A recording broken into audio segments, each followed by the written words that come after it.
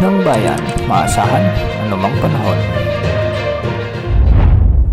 Magandang araw po sa ating lahat. Narito na ang pinakahuling update sa lagay ng ating panahon ngayong araw at sa magiging lagay ng panahon sa susunod na 24 oras. Sa kasalukuyan ay may minomonitor tayong low pressure area at huli itong namatan ng Pag-asa sa layong 200 kilometers kanluran, timog kanluran ng Aborlan, Palawan. Ang LPA na ito ay mababa pa naman sa ngayon ang posibilidad na lumakas bilang bagyo ayon sa Pag-asa. Samantala, Intertropical Convergence Zone ang nakakaapekto naman sa bahagi ng Mindanao at Palawan at easterlies ang nakakaapekto sa nalalabing bahagi ng ating bansa.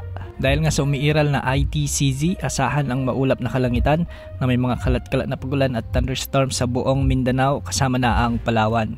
Pinag-iingat natin ang mga kababayan natin sa mga nabanggit na lugar sa banta o posibilidad ng mga biglang pagbaha o pagguho ng lupa, lalo na kung may mga katamtaman hanggang sa kung minsan ay malalakas na pag-ulan. Samantala, easterlies naman ang nagdadala ng maulap na papawirin na may mga kalat-kalat na pagulan at thunderstorms sa may eastern Samar, Leyte at southern Leyte. Makikita nga natin sa ating satellite animation sa may mga kalat-kalat na makakapal na kaulapan dito, kaya posible pa rin ang banta ng mga biglang pagbaha o pagguho ng lupa, lalo na kung may mga katamtaman at minsan ay malalakas na pag-ulan.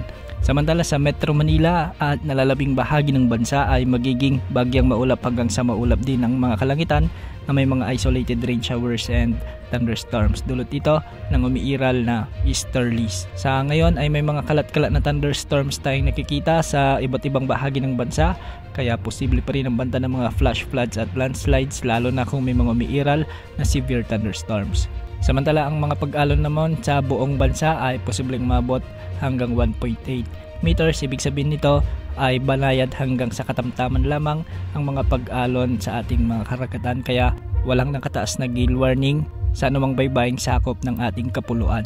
Samantala, base naman sa nilabas ng Pag-asa na Tropical Cyclone Threat Potential Forecast, ay posibleng may mabuong sama ng panahon sa kanlurang bahagi ng ating bansa at ngayon ay siguro ito yung LPA. Sa mga susunod na araw ay posible itong kumilos ng pakanluran, hilagang kanluran, tapos liliko ito ng hilagang silangan.